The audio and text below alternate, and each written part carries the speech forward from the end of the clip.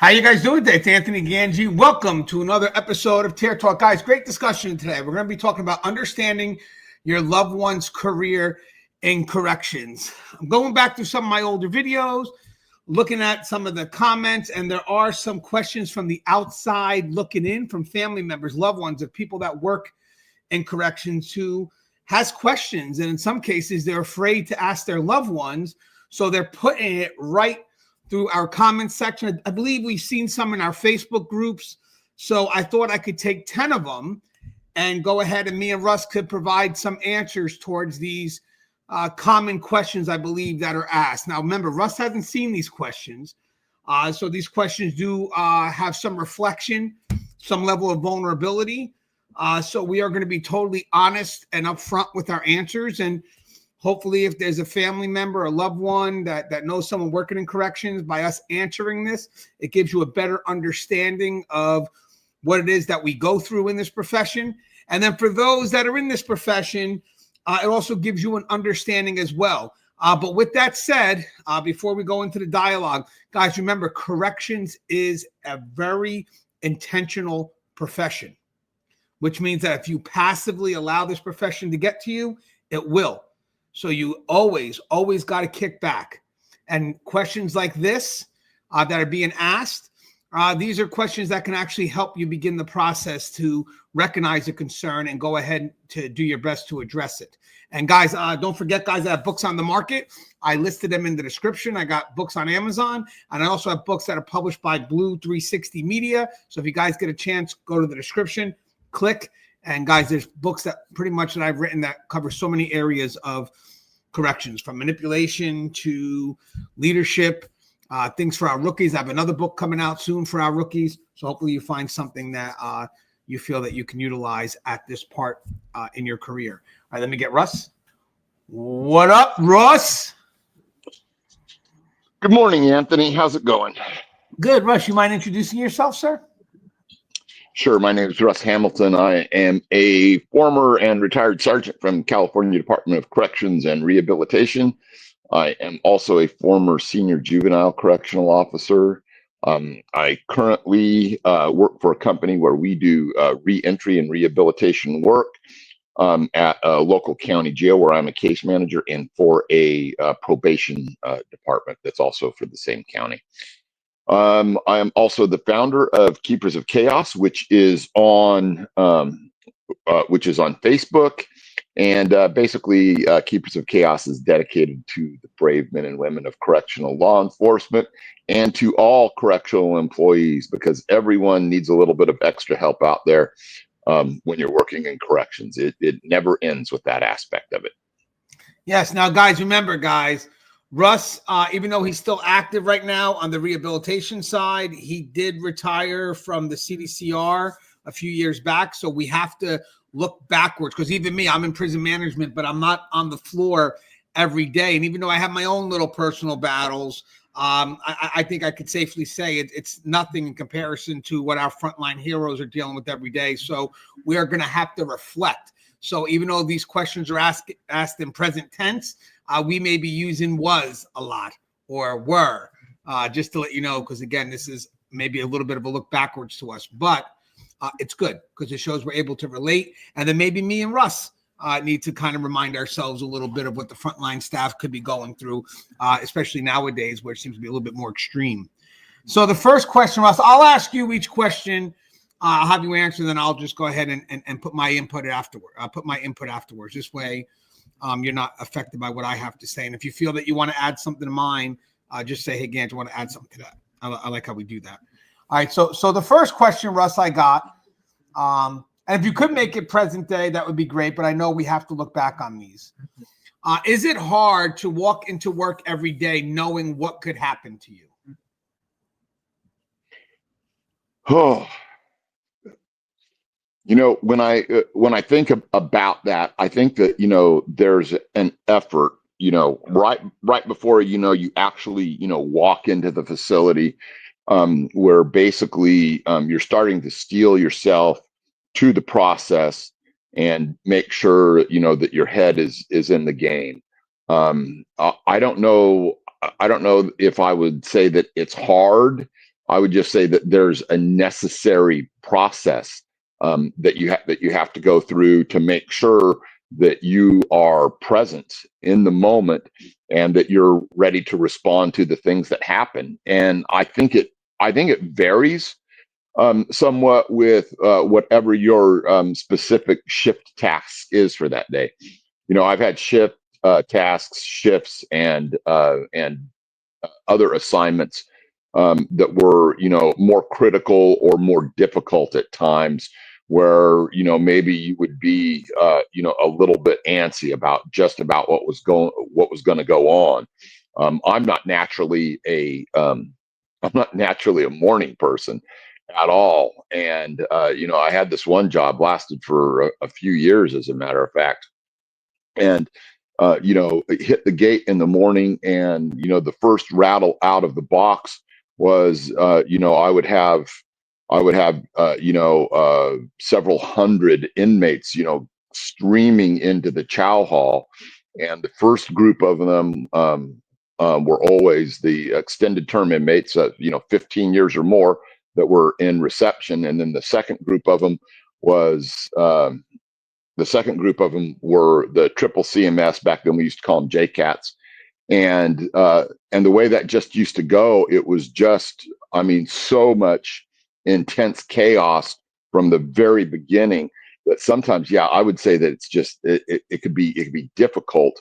Um, you know, but it's just, I don't think it was like difficult before I got there. It got difficult as things started to happen, and it was, you know, very hard to make sure that you were doing exactly what you needed to do, especially since, like, we had controlled seating and I was the seating officer. They weren't just streaming in there. It was like, hey, you sit in that seat, you sit in that seat. And you kind of like had to develop a pattern and a way to kind of, you know, laugh things off, you know, and get them to cooperate, you know, because you couldn't just go in there and just be hard all the time, because you were just going to end up in one fight after another. You had to find ways to make them comply. And so, but every shift has the potential. And, you know, even right now, I feel myself just, you know, thinking about it. I'm getting amped up right now, because that was the way I operated for years. Yeah, you know what, Russ? I love what you're saying, because I think for me, so I started at a female facility, so maybe there's a different type of concerns, even though they could be just as dangerous as the men. But then I had the wake up call too when I worked at East Jersey. Oh, sorry, when I worked at the male prison, where now you're working with men. It's my first time being exposed to working with men, and it was difficult. I'm gonna say hard. Hard is more about the effort I got to put in, which I think when I had the generalized understanding of working in a prison for, at this point, 8 or 9 years before I went to the men's facility, I kind of always, you know, expected that a concern could happen at any moment, which kept me alert, kept me alive, I like to think. And it's not that I accepted it, but I expected it. But I think things, when I went into the male facility, I'm going to say it wasn't so much hard, but rather difficult. It was a little bit more complex in my emotions and what I was dealing with. It's like, okay, I knew what I was expecting, but just this level I felt of that expectation had increased, where I definitely was more concerned for my safety and well-being. And I'm just telling you how I felt, even though I could tell you that off the top of my head, if I want to be fair, yeah, the women's facility could present just as much danger as the men's facility. I just felt it more when I worked at the male facility, where I even remember an incident where I was doing a tier, and I was walking a tier, and they opened up all the gates, and I was just at the back end, so not one inmate saw me, but it was a very overwhelming moment. So I think that you have to have a level of expectation, which allows you to be prepared, but you also got to be careful of when you start to accept it, because I think when you start to accept it, you also feel that there's a level of hopelessness behind it. So I think even when you expect it, I also think in your head you're mitigating it. You know, so yes, I know it's going to be difficult today, or I know it's going to be hard, to walk in this type of environment, concerned of what can happen to me. But in the back of my mind is what Russ says, that critical thinking, that what if, that way to counter any dangerous concerns. I think the biggest concern would be is when the expectation shifts to what you now accept. And now I'm no longer thinking of what ifs or, thinking of ways to that conflict with those dangers, but rather I'm just accepting it. And now that can wind up growing me into some level of paranoia. So I think there's a balanced level of thinking between expectation and acceptance that allows for me, or at the time for me, to continue to go to work knowing that I am going to expect these concerns, but I'm not going to accept it.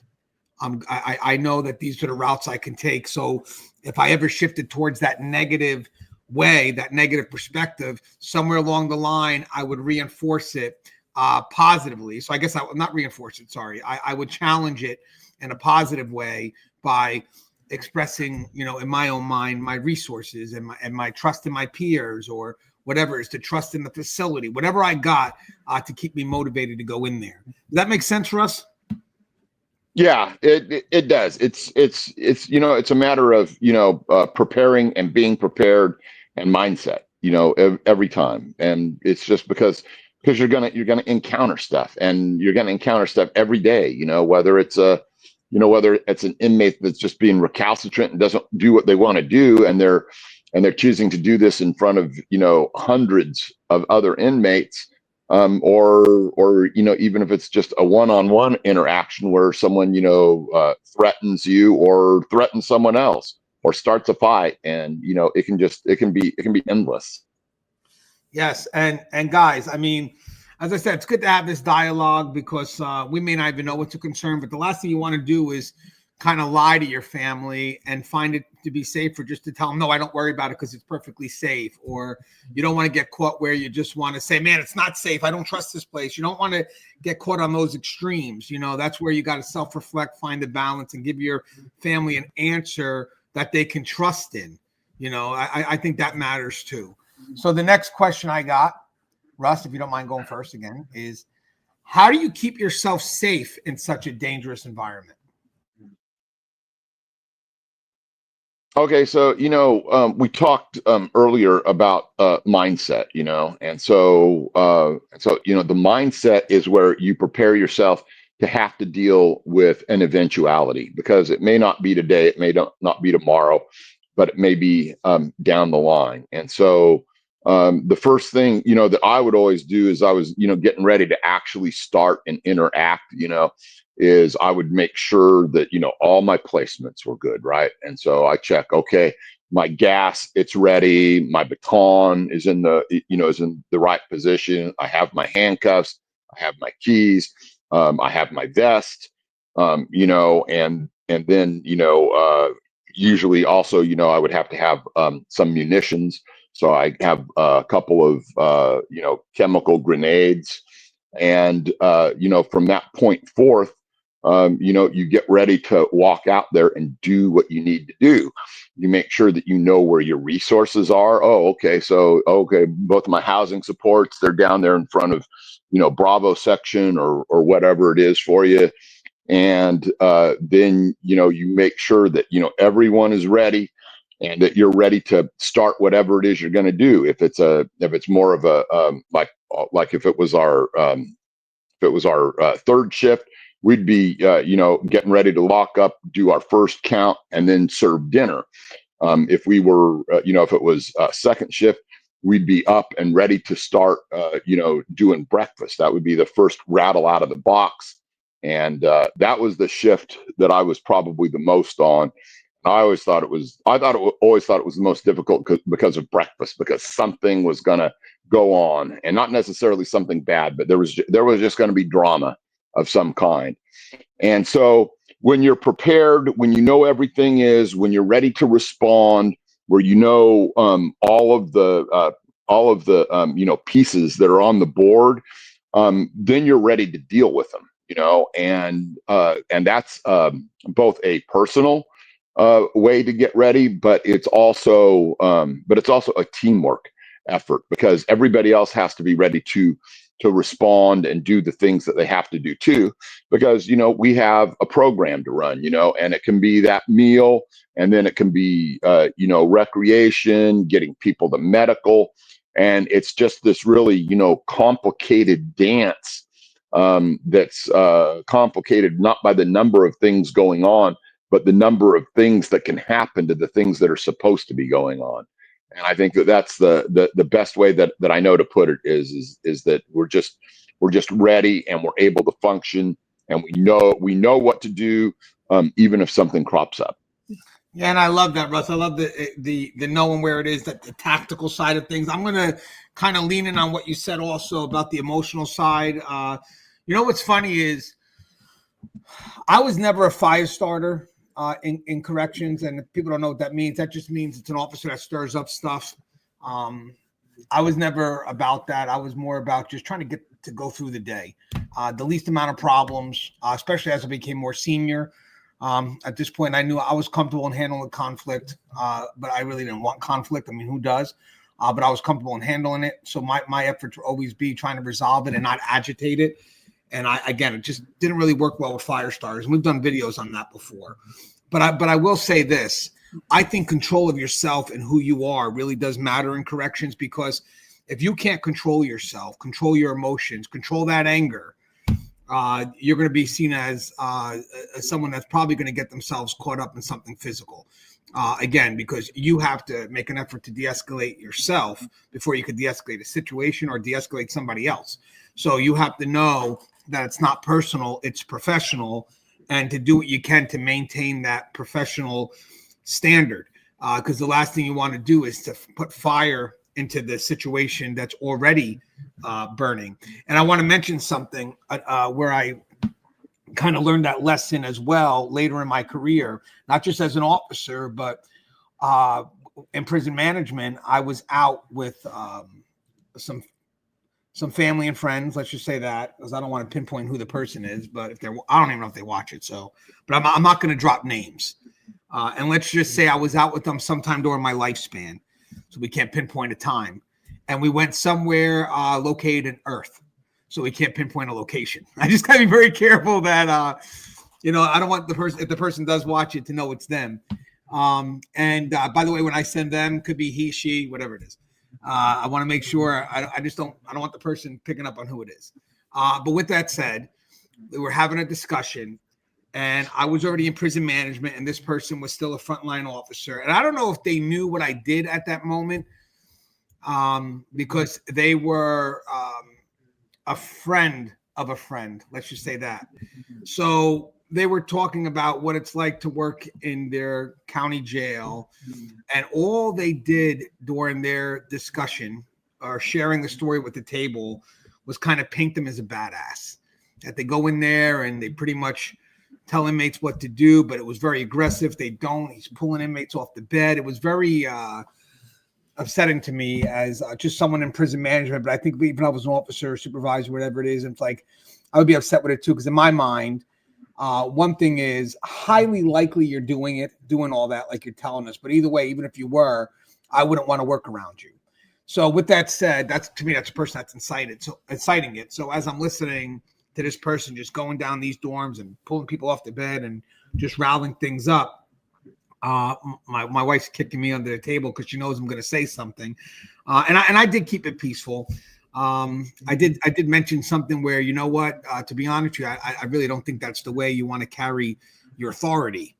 I think that's going to pretty much wear out pretty quick, and all that's going to do is cause more conflict. But my concern cross into a physical conflict as opposed to a more verbal conflict, which I think we're going to have conflict. I just don't want the physical. The verbal could happen, but if you're respectful, you could de-escalate a lot from the verbal. But once it gets to the physical, there's no effort to de-escalate. It's, we got to handle ourselves until the situation has resolved. So with that said, as we're going back and forth, I wind up just saying, you know what, I don't know, man. If I was in that position, I would probably do things differently. And I think the person tried to question, me and basically, not knowing what it's like to be behind the wall. And that's when I was able to introduce what I do. And now at this point where I'm at, and then it's more of, well, management just doesn't understand what we deal with. but I've been there at that time, maybe only a couple of years prior. So I do know what it's like, and I've never carried myself in a unit that way. So I think the more control you have over yourself helps you to the best of your ability. It doesn't add fuel to what could be an already dangerous environment. So I think our loved ones know who we are outside the uniform and whether something's going to get to us real quick or not. So if you have a fuse that lights like this, corrections is not for you at all. It's just not for you, because a big part of our job is having to deal with that bullshit that comes our way and maintaining our professionalism. But with that said, I think for me, it's how you control yourself and letting your family know that, hey, I can't guarantee that, my life won't be in danger. But what I can guarantee you is that I won't make it worse than it has to be. That's the key. Like, I know what I'm going to walk into some days, and I get it. That's my job. My job is to walk into danger sometimes, but I'll let you know that I'm not the one that's adding fuel to the fire. So you don't have to worry about me losing my cool and be the one causing the disruption. And that was one last note I wanted to say. You get this person that's talking about how many times they've been into a fight with every inmate, and it's like, okay, either you want to be Billy Badass or you're doing this totally wrong. And at this point, again, as I said before, that's not how you carry your authority behind this wall, even if that's something that you were doing, which I doubted. Okay, so let's get to the next question. Next question. Russ, why do you seem so different since you started this job, and do you feel like it's changing who you are? Oh, wow.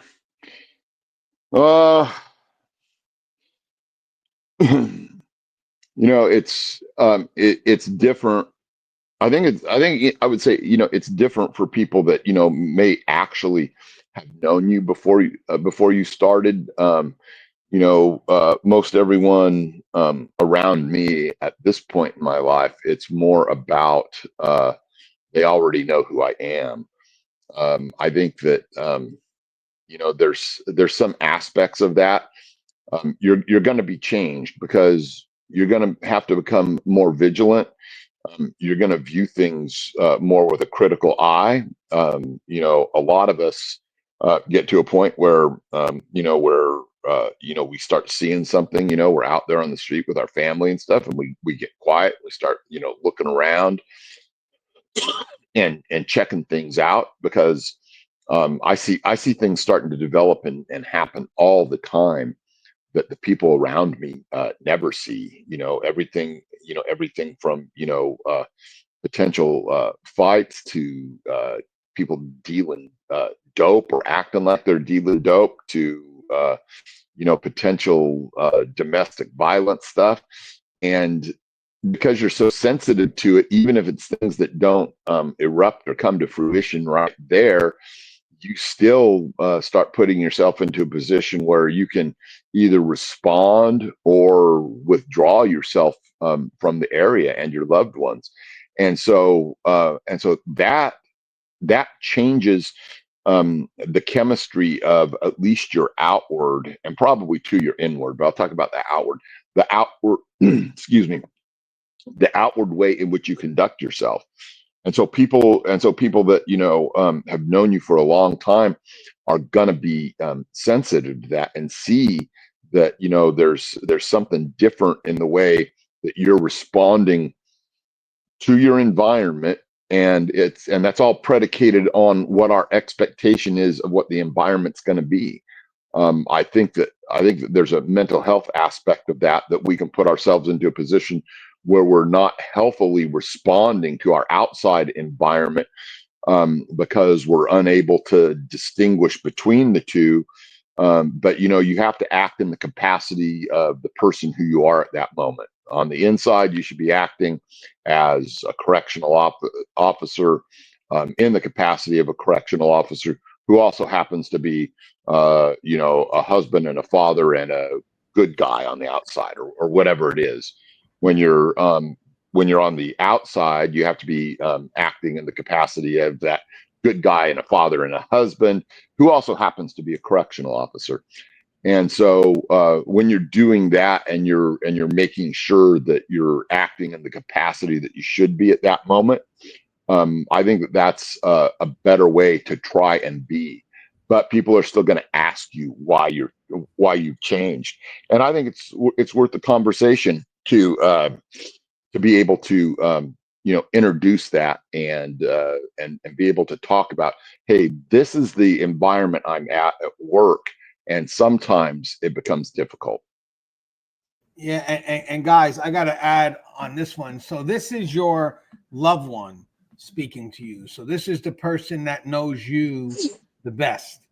So with that said, when they come up and they say, "Hey, you don't seem to be yourself these last couple of days," because hopefully they catch it on the onset, not letting it, happen for so long where you don't even recognize what the concern is. But let's say they just notice something.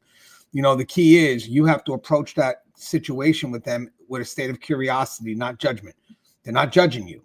They're just simply asking you, "Hey, is everything okay?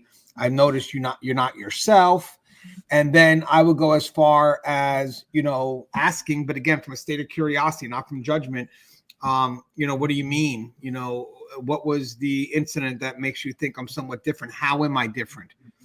I need to know. And I think once you find out what they're seeing before you try to cast it off, sometimes if you think hard enough, you could probably, as long as it's safe to do so, you could probably think back of moments at work where that same feeling had come up that they're saying they're seeing now, but that you had to suppress, if that makes sense.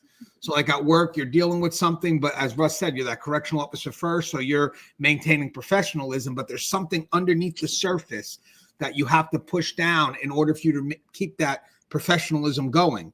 And then eventually when you're home, the professionalism, like Russ said, it kind of becomes secondary. It doesn't exist maybe at home. And now you're this other role, but that's when there's nothing holding it down. And all of a sudden you explode.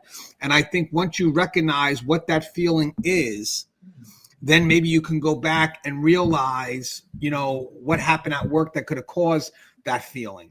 And now it's just a matter of understanding the shift and what you need to do, which sometimes could be just I guess I want to say buffering, but a transition between home and work and work and home, kind of like maybe if it's a walk before you have to get ready to engage in one side or the other, whatever. I'm just talking about something in the middle. I don't think there's a switch that goes on and off, as we talked about before. I think there's just a transition where knowing what role's primary and what role's secondary. Again, inmates will try to pull the father out of you, will try to pull the husband out in an effort to manipulate some empathy that can turn into being sympathetic. And then it's like, nope, my primary role is professional. So at this point, what I need to do has to filter through that level of professional empathy. So at that point, like Russ said, I'm a correctional officer. That's my primary objective here. That is my prescribed role. But when you get home, that role, it's I wouldn't even say secondary. It's just now I'm a father, I'm a husband. I'm letting all that go to some extent. But there's got to be a transition. There's no turning off or on, because believe it or not, those roles tend to blend in, and you really can't turn them off or on. You wind up getting exhausted thinking you can, but you can't. So you just have to know where that primary function is and identifying any moment where one starts to leak into the other. So if I'm frustrated over something superficial, when I get home, that's the job. Probably something happened at the job that's trying to leak into my personal life that I have to catch, but I have to recognize where it stems first. And the reason why that is I want to make sure it's not here. Like, why am I jumping down, my daughter's throat for this? And then once I'm able to realize, what happens, because this inmate got to me yesterday and I didn't deal with it. Now all of a sudden it's happening here. So once I can identify where the source is, I'm less likely to act out where it's not really happening, but yet rather it's more comfortable for me to be me here. So at that point, I want to scream and yell, but it's still not the right thing. So when your family says you're starting to change, it's probably because your professional side is becoming the primary thing that they're seeing. And now when you're starting to yell, I'm sorry, let me reverse that. That's wrong. What your family is seeing is not the professional side, the side that you're trying to suppress when you're being the professional side. I said that wrong, but I think you know what I'm getting at, right, Russ? Yeah, I understood. Okay, good. I want to make sure that didn't go up unclear. But basically, it's the side that you're suppressing that is somewhere in the middle, if that makes sense. It's somewhere in the middle. It's somewhere where you basically spend all your energy pushing down, and it wants to explode in between these two areas. It wants to explode somewhere between you being professional and somewhere between your home life. That's why you can't turn it off or on. You can't. You have to deal with it so it doesn't explode at either side. All right, let's get to the next one. All right, Russ. Do you feel supported by the people you work with, and what is the teamwork like in your job or at your job? Oh, that's a great one, and I would say that a great amount of the time I did feel very supported. I can look back and talk to people to this day who were very supportive of what I was doing. And by the same token, though, I can look back at some that weren't very supportive, or that didn't even understand maybe at least what I thought their function should be, and that were well, my old partner, he used to say that, hey, some of these people around us are just speed bumps, and because we had kind of a different way of what we viewed our purpose to be, and because we were really proactive, and I mean, not a day went by that we weren't, trying to, add to the safety and security, and that meant a lot more in the way of interactions. So, but I would say, it's 95% of the time had great people that were there that I would trust my life with, supervisors that would, let me run with an operation that I was carrying out at the moment, even up further the chain of command. There was a number of times in my career where I would have, associate wardens and stuff, come out to the yard and just, ask me things that were going on. And so I think mostly positive there. There were, other times and other facets of things where I felt maybe somewhat persecuted, and those were difficult times. Where I, think some people, for whatever reason, were, maybe on the warpath for me, and it was, sometimes you just had to like return fire and stand up for yourself, and not take any shit. And I think that that's a thing where it can get really hard on an officer or sergeant, whatever you are, when some of the powers that be above you are doing something that you perceive, right or wrong, as a personal assault against you. And those are things that you just have to become adept at warding off. That's the same thing as dealing with the inmate population sometimes. And so I think that there is a facet of corrections that leans that way sometimes. And I'm all about taking that head on. And we talked earlier about not wanting to have a bunch of fire starters who go out there and stir stuff up for no reason, and then just leave it burning in its wake. But those people, they make it further up in that chain, and then they become the ones that quit starting fires among the inmates and start starting fires amongst the staff. And so we're left sometimes to deal with that. But I didn't want to just focus on the good on a question like this, because there were times where the conflict was directly related to other staff members, and that's an issue. It's very difficult to deal with. And so when you explain that to your family, hey, there's some conflicts here because of some things that are being carried out whichever way, and it's difficult to explain to them because corrections is just something that's almost completely foreign to most people. They've never been put in those type of situations, at least not on a day in to day out basis. Yeah, and I think for me, when it says, "Do you feel supported by the people you work with? What's the teamwork like in your job?" I mean, that really could vary from person to person, situation to situation. I mean, where's the support? Is it support? If I'm in trouble, then yes, I expect people to respond, but that's an expectation. You're getting paid to respond. You're being held liable if you don't. So I expect that. But when it comes to the emotional side, for me, I'm very intentional with finding a good circle of people where I can draw the support from.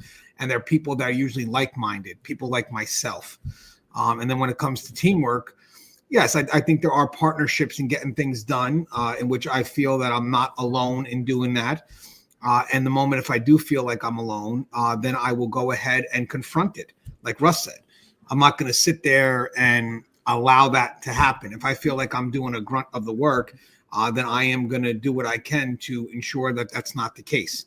I'm going to go to my peer first, whoever's, overwhelming me with it. Or if not, I'll go to my supervisor, wherever I got to go to make sure that the workload is fair and balanced. But with that said, I would believe that for me, there's the responsibility that people have that automatically give you the support, especially that physical support that you're supposed to have, especially in corrections. I think that's a big part of this question, the scope of it all. But then the emotional support, I don't just take from anyone. So if I say, well, I feel that I'm not supported emotionally, then my first question to myself was, who am I going to get that support? Because there's the professional side and then there's the personal side. So if it's the personal side, I want that support at home. I do, or from a friend who knows me outside the uniform. If it's the professional support, then I expect that, yes, in the job.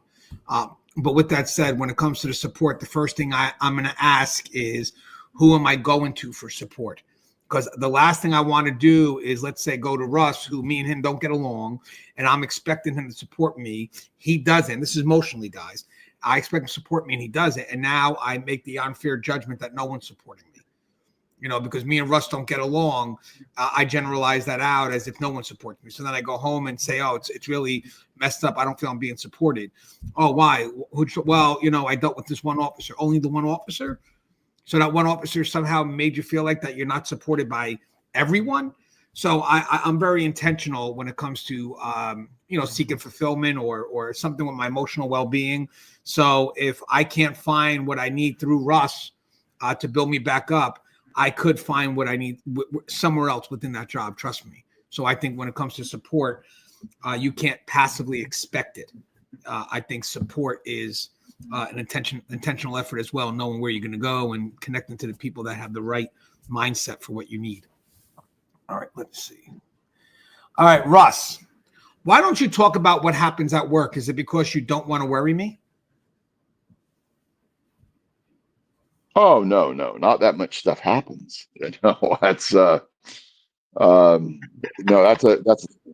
that's a good one, really, because there's like cutoffs that you want to use, because if you tell your loved ones the totality of all the stuff that you see all the time, they may become far more worried than they need to be or ought to be.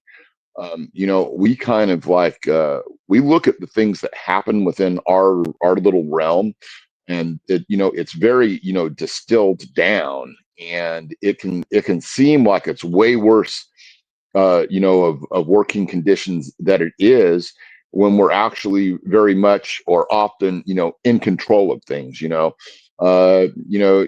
deal with an inmate that threatens and maybe you break up a fight here and there. Maybe you talk about an inmate who mutilated themselves, and these are the kind of conversations that to most of the people out there are, shocking to the conscience.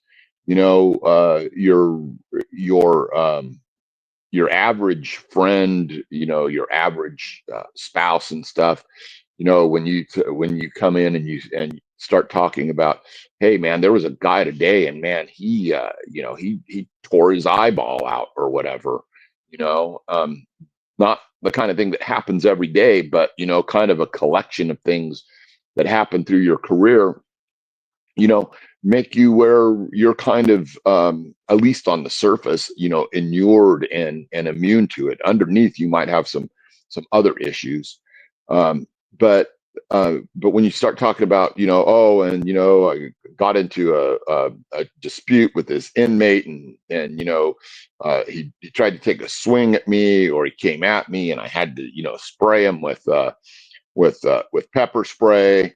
Whatever the situation is, it makes them, because they're not there to see it, they're wholly reliant on the way that you describe it. And so, I've been one to minimize some things, but to also try and be open. Hey, today something did happen. I think that, for me, at least, the worst one was, like the very last, I think it was the very last week, probably the last couple 3 weeks, I think, actually, where I got green lighted because of an incident that me and a sergeant were in, where a guy was stealing some stuff. We stopped him. He tried to go for the sergeant, and there ended up, just because of the situation, a lot of blood there.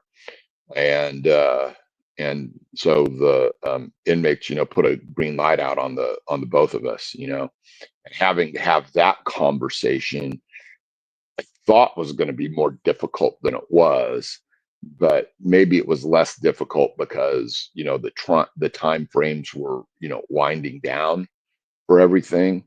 But when you tell someone, hey, you know what, they're saying, they're gonna get me on the yard the next time I show up, and then say, well, what are you gonna do about it? I'm gonna go work the yard.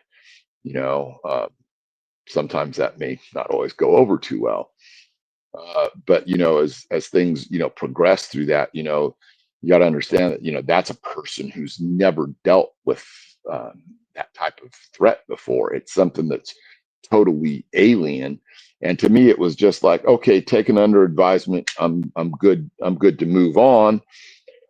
But I'm able to do that from 25 years in the profession at the time, or whatever it was. And so you just end up where, you're going to be much better at dealing with those kind of things than the people around you. And so you might have to do some minimization, but don't be dishonest about it. That happened to me, and it was something that had happened a few different times in my career, maybe not to that degree exactly, but there were times where we had things going on with other officers, and other safety issues, where, like, some of us, like, taking the officer, driving behind him at night, dropping him off, or them dropping themselves off just because there was a threat. And so we go out strapped and ready to help them, because it was something that was coming from wholly outside um, the institution. And those are much more difficult kinds of conversations to have. Why are you getting home late? It's like, well, helping out an officer who's had a threat at work. And uh, and so I think that, you just have to be open and honest, but balanced, and somewhat, not vague, but just hey, this is what we do. We operate in these types of conditions all the time, and it's just it's part of the job. And they're either going to be accepting of that or they're not going to be accepting of that, and that can put lots of pressure on relationships. But establish a baseline and go forward from there. That's all I really know to tell someone. Yeah, for me, when you get too detailed, be honest with you, most people don't want to hear it. It's not a negative thing. It's just that they just don't want to hear it. They may not want to know the dangers you have to face in that specific amount of details. And mind you, it's about helping you and not so much, going into complete detail of the incident. I mean, I know sometimes people will tell them what happened to them in such horrific detail that it's really no longer about you, but rather the incident itself. People tend to be a little bit more curious about what happened and how it happened. And now it takes the shift from addressing you to now more about curiosity based on the situation. And then them going into self-protection mode. Like, oh my God, I can't believe that happened. And now they're trying to help themselves first from dealing from what they just heard. So I think you got to express to your family how something can make you feel. Very generalized. Like if you saw a suicide, maybe it's not how they committed suicide, but rather the suicide itself in general. And why did it affect you? Well, I couldn't save this one. It's not so much about what they did, but rather I couldn't save this one. That's the cause. That's the main issue. Is the fact maybe at one point you feel that you failed to do what was within your prescribed role, that expectation, and that's what we're trying to address. So I don't think that's something that needs to be hidden from your loved ones, because that's you. That's you in the uniform. That's you. That's basically the person that's wearing the uniform. But with that said, I think also some people may not want to say it, may not want to relive it.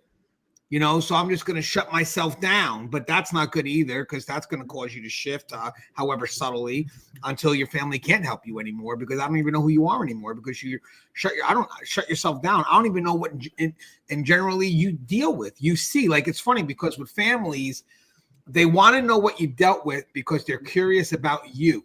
So they want to know what you're going through, but not to the point where it's more about the incident. They just want to know about you. So I do want to know to some extent the generalized things of what you see. So, my husband or my wife, where they work, they're bound to see suicides, they're bound to see assaults. But it's not, it may not be so graphic as, they stood in front one day and a guy just slit his throat and blood was pouring out. And that's what my husband sees every day. And no, because they also have a habit of not being able to translate that well. Because remember, guys, they're going to paint a picture of an extreme image to what you're telling them. So that may not even be healthy for them. So I think the generalized thing is, I saw a suicide today and I don't know how to deal with it. Well, what are the main things that are bothering you about the suicide? And, that's what you can address. And if it is in the manner that they carried it out, and it's like, well, maybe I don't really want to tell my family that. Maybe I should seek some help. Maybe I should go out and seek help to someone who can better understand that situation, because as I'm trying to understand it, I don't want to put extra fear to my family, because they're not going to understand how that played out, or at least how I'm affected by that. And that's a good effort, because then your family will at least see, hey, maybe that's not something I can help them with, because I've never seen that before, but at least I know that they're getting help. So there's certain things that you can translate to your family, but there may be certain things that if it is a detailed matter, like the way the person killed themselves that's getting to you, maybe it isn't really for your family to help you through that anyway, but rather guide you to someone who can, because that's going to be very, very specific. And the other thing I want to mention is that vulnerability of, not the vulnerability the vulnerability too, but the cliche of leaving work at work, home at home. Again, there's a balance to that. And as we talked about earlier, it's not an off-on switch, because even though when you're the professional, your secondary role will creep in. It will creep in. And at the end of the day, even though you're handling things as a professional, it's still affecting you as a human. And not being able to have an outlet for that, I think, is the biggest concern. All right, let's get to the next one. I think that makes sense, right, Russ? I mean, you express your concerns rather generally, but if it is a concern that's rather specific in detail, like how someone carried it out, I don't know if may not be willing to share that, but maybe maybe at that point I may need to seek professional help. Someone that I know that can deal with the amount of graphic detail I'm going to have to put into this story in order for me to find some level of balance. Does that make sense? Yeah, I think that there's, one additional thing that we didn't really talk about, but you know, a lot of times in these situations, I know we're talking more about, how it affects your family or whatever, but the thing that affects you oftentimes is there will be a situation, an incident or whatever. Hey, yeah, was it a bad one? Are you able to deal with it? Yeah, not too big a problem, little bit crazy that one or whatever, and then you're repeatedly forced to deal with that trauma because guess what? Someone has decided that we need an investigation and we need to drag it out for 6 months or a year or whatever. And instead of putting closure on it, you end up having to repeat the trauma over and over and over again, and because it's being dragged out there and beat around, and the actions that you and your team took in 30 seconds are being put under a magnifying glass for 6 months or a year or whatever. And that is a different type of trauma, though. I felt like most officers and stuff dealt pretty good with a lot of the trauma, but some of the stuff that you were forced to endure on the opposite end, no matter how in the right you were, was ridiculous and unnecessary. But that's just me. Works. And then I have next question. How do you handle the mental challenges of dealing with difficult people all day? Yeah, so there's a really huge spectrum of difficult types of people that we deal with. You got your angry gangbanger, for instance, and then you've got your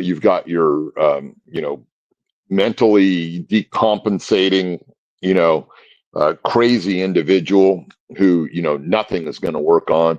You've got your basic anti social personality types that are just always going to be defiant and oppositional to what you're doing.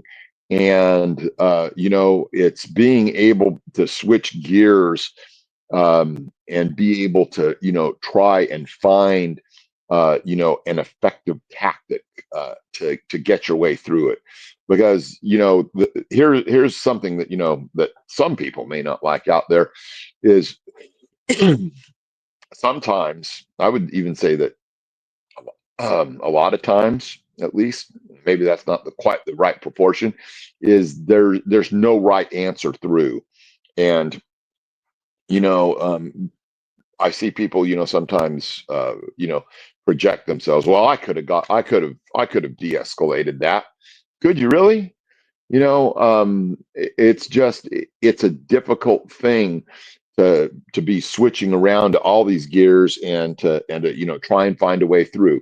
Yet I will say this: on a day in and day out basis, most most officers find a way to deal with it. They find a way to get through, and I don't mean muddle through. I mean that for the most part, they step up to the plate and they sort things out, and they do what they get paid to do. You know, and the other fact of the matter is though that no matter how good you are at those things, not every situation is going to come out what you would be to consider optimal. Sometimes actually only suboptimal things are ever going to happen. With certain groups of people or certain individuals that you have to deal with out there. And so it's a thing where the depth of your experience, married up with the amount of training that you've got, and the amount of internal willpower And intestinal fortitude and all those things combined is what's going to carry the day every single time. Yeah, I would also like to add, I think in corrections, when it comes to dealing with difficult people, and we discussed this before, where, again, this is something where you can't turn off or on. So you got to be wary where being vigilant and all this other stuff, be wary of people trying to cross boundaries. It's great inside the correctional setting because it gives you that extra level of awareness. But when it crosses into the real world, it could cross into paranoia. So depending on where the default is, and some people are actually afraid because they believe that everything's absolute, that if they turn it off in one area, they can't turn it back on. And it's not. It's knowing where the pressure applies and where it doesn't apply, or the context of the situation that you're in, how that defines what difficulty is, or what you allow in. So I think for me, what I have come to terms with is when I'm outside, I'm not in a prison. I'm not in a jail. That doesn't mean those concerns don't exist, but the likelihood lessens to some extent. I don't want it to be the default where I turn myself off to all the good in the world because for some reason I can't shift the context of a prison environment or the pressures of a prison environment. I can't shift from the prison to the home life. So, I mean, yes, guys, there's always danger. Even in the real world there is. But you have to be able to know if I allow it to get to me at every moment of the day, especially in the real world, I'll never want to leave the house. So I think that's a big part of courage that happens in corrections, where when you work in corrections and you're exposed to all this negativity, the courage now is going out into the real world and not letting that negativity paint a generalized picture or a broad sweep of how the world is, because 99% of the day or 99% of the time when you're in prison, you're dealing with these type of individuals. Now, when I go out into the real world, how do I shift that from knowing that I would like to think, but you never know, but I would like to think that it shifts 99% of the day or whatever, 99% of the people should be good people. If people are like, well, you just don't know that. Yeah, but I cannot live my life where both worlds are at that extreme. I can't live my life where I blend that, because I know, granted, that there's dangers everywhere. I know that. And I know in the corrections profession, got to have that heightened sense of awareness. And yes, 99% you could be manipulated. But to carry that into the real world, and yes, I know it exists, but it's like likelihood and probability and all this other shit. But I just can't do that all day. I can't. I need a way to say, you know what? I need a break. And yes, the Santa Claus that my kids are now with, I think it's just a Santa Claus now. Hopefully it's not that pedophile that, may come across in the system. But the problem is now my paranoia steals the joy that they're having. So I say courage because in my mind, allowing that level of vulnerability could be seen as a risk, because we know what's out there in the real world. But we're also taught to somehow don't allow that to damage the good. Don't allow that to overwhelm the good, that you no longer see the good. And next thing you know is that every possible good moment you can have with your family, you were more concerned of risks that were more likely and not probable. And I think that's a good, unique way of looking at things, where in the prison world, things become probable immediately, almost quicker.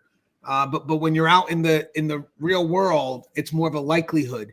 And at that point, you have to determine if you want to go ahead and go from vigilance out in the prison setting to paranoia out in the real world. And that's not easy. That's one of the, like Russ said, that's one of the toughest things that we have to manage, because when you're surrounded by that all day, that becomes your norm. And now to have to switch or understand the context of why that's a norm, and now know that when I come to the real world, I got to make sure I'm not operating within that same context. That's the key. I got to make sure I'm not operating within that same context, because I will filter the world in a different manner. And that may not be fair to the people that are around me, if that makes any sense. All right, let's get to the next one. All right, Russ, you ready? Yeah. Do you ever feel like your job affects the way you see people? Oh, that kind of just what we just kind of touched on. Yeah, I think that's so much very close to that other one. But what I'll say this is, there's two ways that negatively impacts. But one of them is, well, let me just explain. So what happens is when you deal with negative situations all the time, there's an expectation that bleeds over into the fact that you may be about to engage in another, negative impact there, out in society or whatever. And you know what? You are already in your default mode at work. The other thing that tends to affect the way you see other people is you are very much more sensitized to what is really going on with other people out there. You're no longer, just in there, dealing with some guy, at the service desk where you're getting your, card done or whatever. You're looking at that guy and you're subconsciously or consciously thinking, "Oh man, another tweaker," you know, or you're looking at him and you're spotting something about him that reminds you of the way an inmate carries themselves or whatever, and you're going, "Oh man, another gangbanger," and whatever it is. And so it's very useful at work to to separate and label inmates. And I know people are going to go, "Oh, that's wrong." No, that's the way that you survive in corrections, because you're constantly tagging people mentally in your mind as to the threat that they present or don't present to you immediately, based on where they are, the way they're acting, their proximity, prior experience, and all of these things. And so your brain is just on automatic doing this thing, right? And so when you're out there in the real world and you start seeing the same patterns, you'll end up seeing people in that pattern. And uh and I'm not saying that you're going to be right 100% of the time, because no matter what it is, whether it's gut feelings or perceptions or being able to identify traits or things on your tick lists or whatever, uh you know you may or may not be correct, but it's going to color the way that you look at the world. It's going to affect the way that you deal with other people. And that's just, you just have to work to be as honest and give people the benefit of the doubt, when it's not going to directly impact you if you don't. So so that's just what I would say about that. I think that a lot of people in our position and in our profession have a very small circle of people, a couple of friends and your kids and the spouse and a dog and a cat, and that's about it. um, uh, for me, I have a lot of friends, but they're more of acquaintances, and they're work friends. They're deputies and other counselors and things like that. So it's just the way it is, and that's the way that I would say a great number of people in corrections, deal with and look at the outside world in that way. Yeah, I would say, we're trained obviously to see the wolf. That's the universal precaution, which means in some cases, we may, I kind of reiterating what we said before, but we may minimize context because it's just safer to just see the wolf. This person's asking for something, they're trying to manipulate, even though they could be asking for something that they legitimately need. We may be thinking they're trying to manipulate, and our first jump of the gun is I'm being manipulated, until later on we can discern what the situation is and then try to revisit it. But our initial judgment, because it's judgment, is going to be that universal precaution. I got to make sure that this person's not trying to blur the lines. And I think that plays out into the real world a lot. because it's something that's very hard to turn off, but rather has to be managed. And I kind of mentioned this earlier, but I think for me, when I'm out in the real world, I try to catch myself from always looking for the wolf. And that doesn't mean I'm making myself hugely vulnerable or making my family hugely vulnerable. I just try to be very careful of passing that immediate judgment first. I when I'm out in the real world, I try to balance it out with trying to see what the situations are first. That could be making the person act this certain way. I allow some level of human connection because I need it. I'm not going to do that in the prison setting, but I'm going to do that out in the real world because I want my kids, I want my wife to see that, yes, I was a professional behind the wall, but man, I had compassion outside the wall too. I want people to know that I am connected to that human element. So for me, when I'm outside the world, outside in the real world, I allow to try my best to understand what the situation is. First and foremost, we're in the prison setting because of pressure of time, safety and security, whatever it is. The first thing I go to is not going to be the situation, but rather the individual. I'm just going to handle the individual first and then figure out the situation later on because that's my effort to maintain control. Where out in the real world, I may try to make a better understanding of what the situation is that's causing the concern, and then really not pass judgment as if the person's a wolf automatically. And again, that's not easy to do, especially in a world where you could be surrounded by them. But that's an intentional effort every day that I'm in the real world where I try not to automatically go right to that wolf mode, if that makes sense. All right, let's get the next one. I hope that makes sense, Russ. Oh, yeah. 100%. All right, just making sure. All right, so do you ever feel recognized or appreciated for all the hard work you do? Getting down to the last three questions, Russ. I would say, mostly yes. I think that there's just because of the way things are, there's a disconnect between society and the community and what goes on in most correctional facilities. I just don't think that the public at large, they barely know that we exist. And they certainly don't have any idea of what we do for the most part. Sometimes, sometimes within the walls of things, I've had, plenty of, supervisors and even peers and so forth that were, always, very grateful for the effort that I or my team put in, and got to get some recognition from those people. A lot of times, was it enough? I don't know.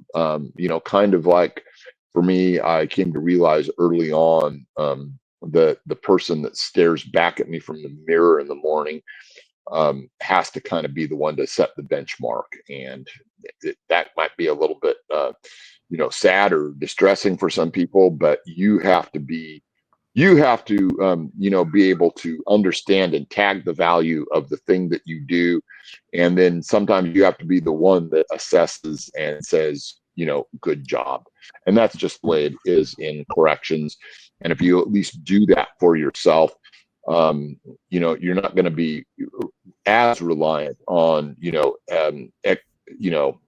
exterior, recognition of yourself. I would hope that, in the future, and maybe this is, something we can work toward, is finding a way to recognize, more individuals, individuals that were, involved in acts of incredible bravery, or individuals that were involved in acts of, just absolutely, being there and showing up day after day and impacting things. I think that there's a lot of room for more recognition out there, and I think that all of those things, because sometimes you just have to have people that show up and put their nose to the grindstone and get after it every day.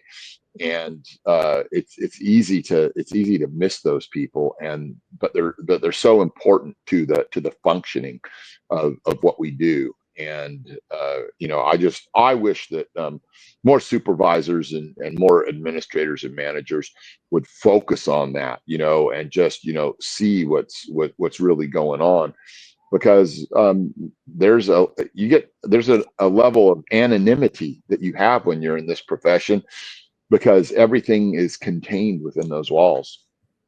Yeah, and I would also like to think, especially for the like Russ said, within the walls, the recognition is more for me of let's say a thank you for an outcome you've given, where we're not always in charge of the outcome. The only thing we really have control of is the effort. And I think a lot of us would appreciate more. I don't want to say a recognition of the effort, but more of an appreciation of the effort.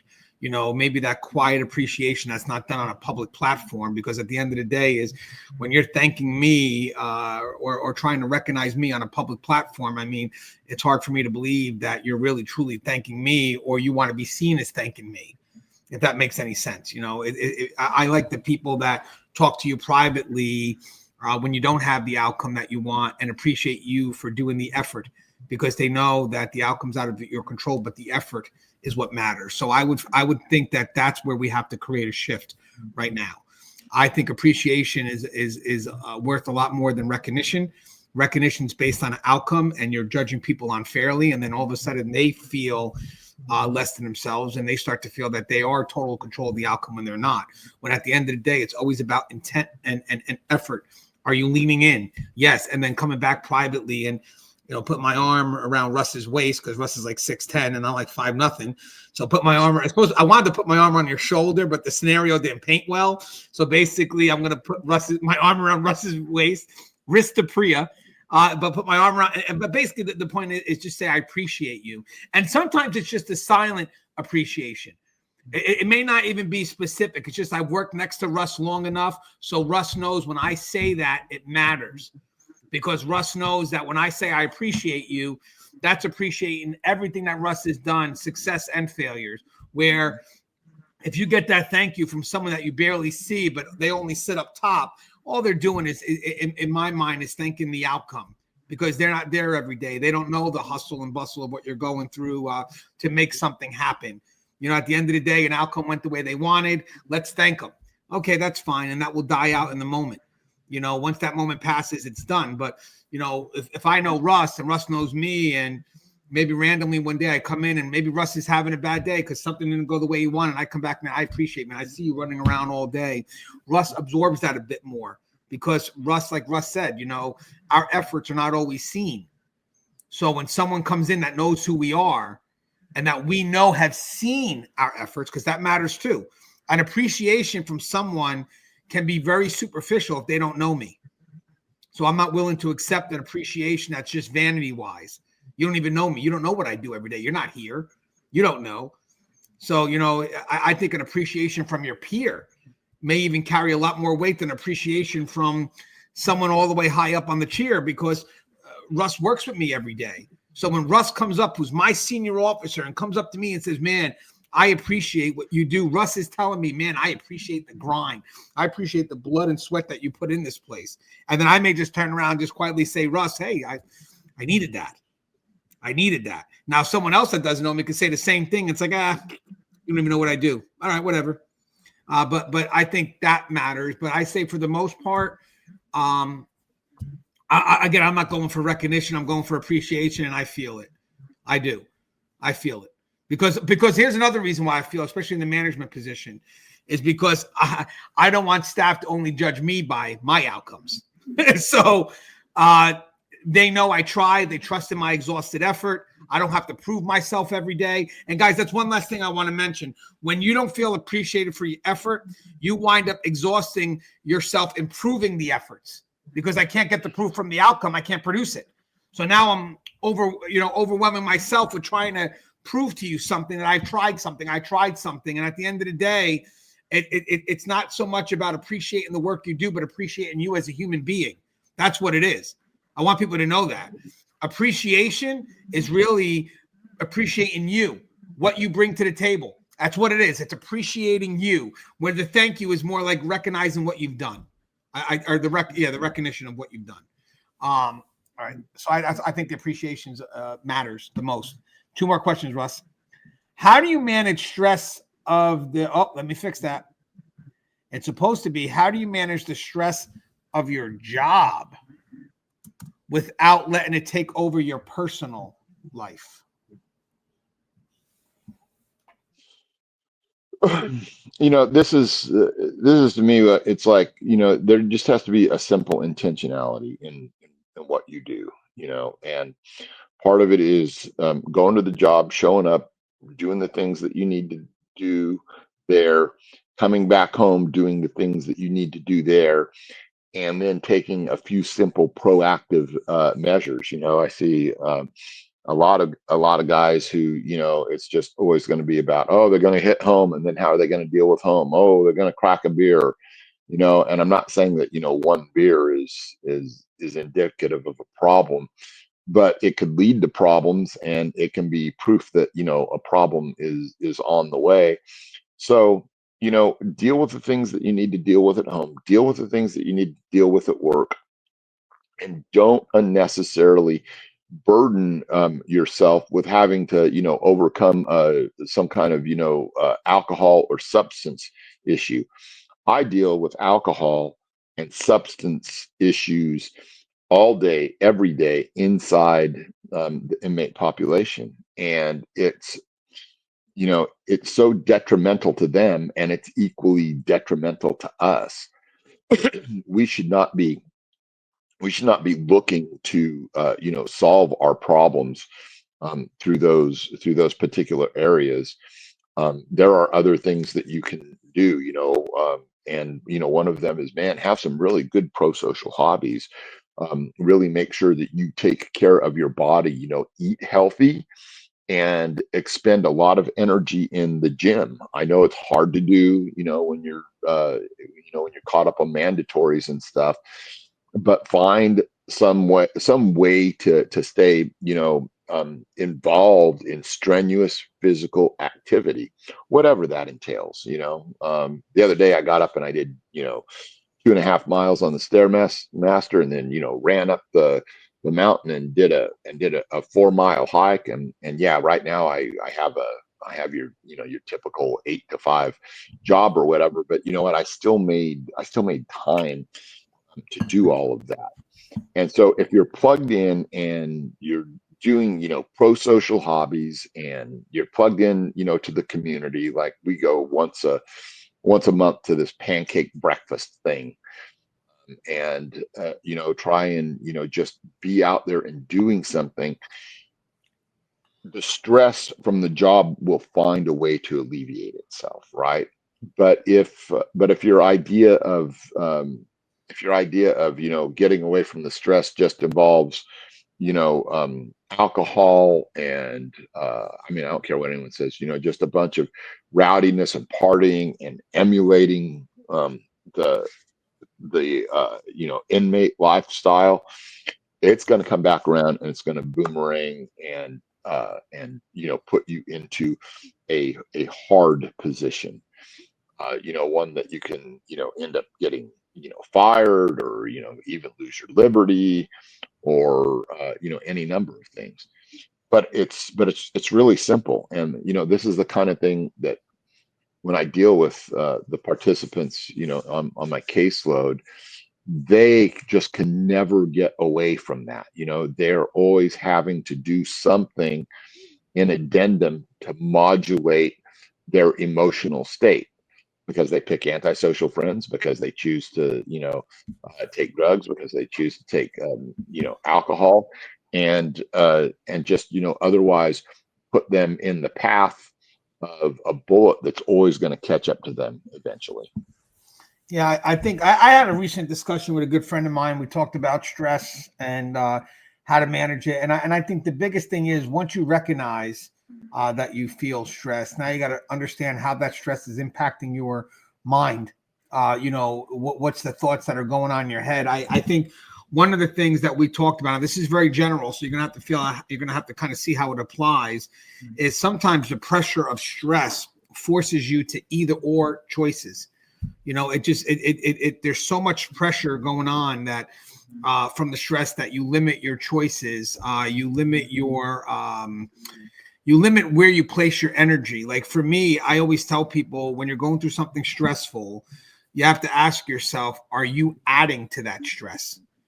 Like, and it's true. Like, are you, is your mindset adding to make the stress a lot worse to where you can't manage it? Because most of the time when you talk to somebody, it's usually, it's filtered through their this negative mindset that only elevates the stress, that only makes it a lot worse. And their solutions, sadly, are either or, where neither one is a good solution. It's just it's like they wind up getting so overwhelmed by the stress that they're pushing themselves into escape mode. So their only solutions tend to be dealing with the stress every day or escaping from it. And usually that escape is not that simple. It's avoiding the middle part, which is facing the conflict and managing it. That's the one thing that they leave out, because it's like they wind up either accepting it or thinking they can run away from it, but nothing deals with facing it dead on. So I always tell people somewhere in the middle of accepting it and running away from it is facing it, and that's where your mindset has to be. So whatever that stress is, you got to recognize it, face it, and then understand that if you don't do that, it's going to affect your thoughts. If you accept it, you become victim to it. If you try to run away from it, you're going to give yourself these impossible decisions or choices that you're never going to do. It's like either I deal with the stress or I quit my job. That's a big freaking extreme where at the end of the day, you can't just quit your job. So I think somewhere in the middle, I know this may sound crazy and nobody wants to hear this word, but I use the word tolerate. And the reason why I use the word tolerate is because I think energy matters. And I think tolerate kind of lets me know I'm not going to give it all my energy. I'm just not, but I know I have to deal with it.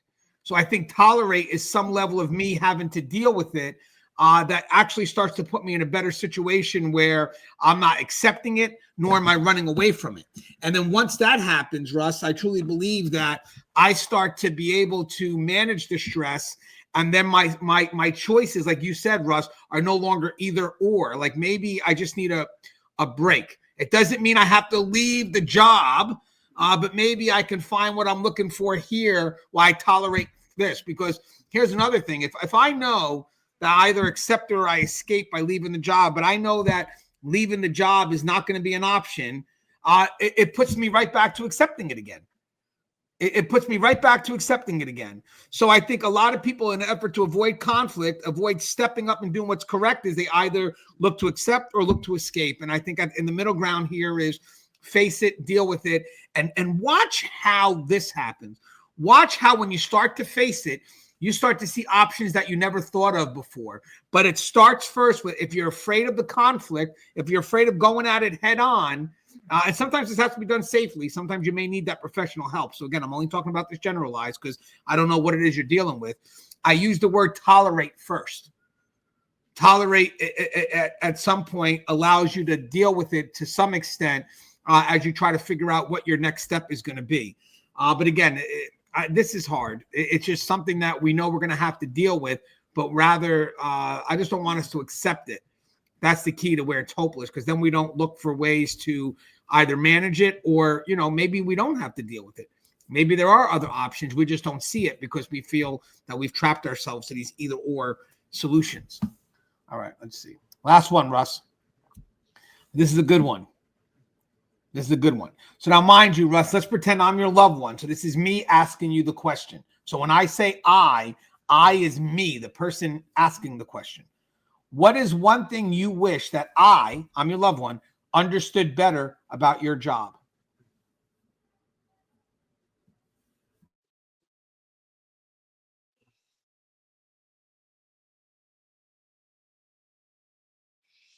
So I would say on this one, and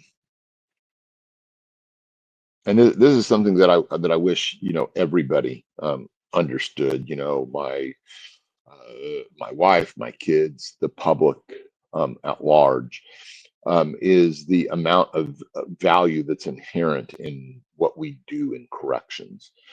Uh, People do not realize, how much we bring to the field of public safety, and there has to be somewhere to deal with people that are committing crimes, and not just violent crimes, because all of that bleeds over. But when we start talking about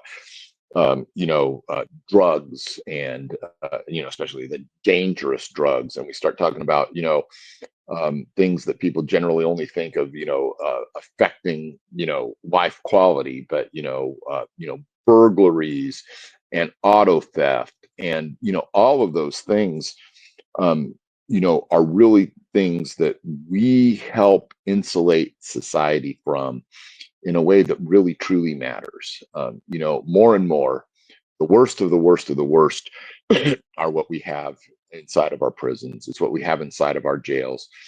And society, left to its own devices, is generally ill-equipped to deal with that. There has to be, that safety valve, that buffer from society, and that's what we serve, and that's the noble ideal. And people get so caught up in other facets of corrections, like reentry and rehabilitation, and inmate services, and programs, and this, that, and the other thing. But at its base core, the reason that we do what we do, and what we've been instituted by society and the powers that be to do, is to be there for public safety. And so we take the rap for the good and the bad that encompasses that. And I just wish people saw just how important our function is. You get out there and you have your street level officers and deputies doing a great, important, and dangerous job. But what do they do with the individuals that they come across that are presenting a threat to public safety? Well, they give them to us. At the end of the moment, they're no longer dealing with that. We deal with that day in and day out, the worst of the worst. And I don't think that we get enough, recognition for that. And so that's just one thing that I wish I could impress upon everybody, because I'm proud of the career that I chose. I'm proud of the service that I rendered over all of those years. I'm proud of the fact that I was in there and I stood in an area and doing a function that most of society can't, won't, or could never do. I like that. And I think for me, Russ, I think my family knows what I stand for. They know my beliefs. They know my values. So if I was to ask them to quickly define my job, I mean, I honestly believe they would define what I do through my beliefs and through my values. I mean, they see me carrying it out every day because I am in a management position. So work does come home with me. And that's not by choice. That's just, it's the position itself that winds up coming home with you. So I think my family kind of has an understanding of what the job is about because they know me. And I've connected myself to this profession in a very profound way. So I think that they respect the profession because they know what daddy stands for, or they know what my husband stands for. So at this point here, somewhere along the line, whatever decisions I make are rooted within that integrity, that belief, the values that I have, that I connect with the profession. So I think that they kind of understand even the battles that I may face. If I express them, however general, they understand why it's a battle. I think we in this house have the same beliefs. However we express them could be somewhat different, but we have the same beliefs. I think ultimately the big belief in this house would be some level of accountability. That's the key, and that's what I believe translates on many levels back into the profession. Because accountability comes integrity. Accountability is a good, strong word to lean on. Hey, Russ, anything you'd like to say in closing, sir?